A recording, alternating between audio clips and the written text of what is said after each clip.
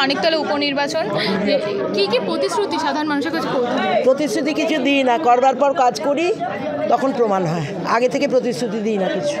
ওরা জানে আমরা কি কাজ করতে পারি। আর সবচেয়ে বড় কথা, ভোলা আমার সঙ্গে আছে, অমল চক্রবর্তী, কি কাজ আছে আমরা যৌথভাবে একসঙ্গে কাজ করে নেব। পশ্চিমবঙ্গ কিন্তু লোকসভা ভোটে প্রমাণ করে দিয়েছে মোদিজির গ্যারেন্টি নয়, মমতা ব্যানার্জির উন্নয়ন। তো এ ব্যাপারে মমতার উন্নয়নের মূলে আছে আমার এই বোনেরা। ওদের কাছে বলে দিয়ে গেছি, ওরা দায়িত্ব নেবে। ওরা দায়িত্ব, ছেলেগুলো আবার মুখ নিয়মান করে দাঁড়িয়ে আছে, ওরা তো আছেই ভাইরা। আমার মেন দায়িত্ব মেয়েদের, মহিলা মুখ্যমন্ত্রীকে এগোবার, আর আপনাদের এখানে মহিলাকে এগিয়ে নিয়ে যাবেন 100%। আজকে কিন্তু বিজেপি প্রার্থী আবারও কল্যাণ চৌবেকে অ্যানাউন্স করা হয়েছে বিজেপির তরফ থেকে, যার জন্য এত বছর ধরে ভোটটা ঝুলে আছে। ওনার একবারে হয়নি, উনি আমার কাছে একটা ধাক্কা খাবেন, পরবর্তীকালে শ্রেয়া দাঁড়ালে তার কাছে একটা খাবেন, 3বার করে তবে।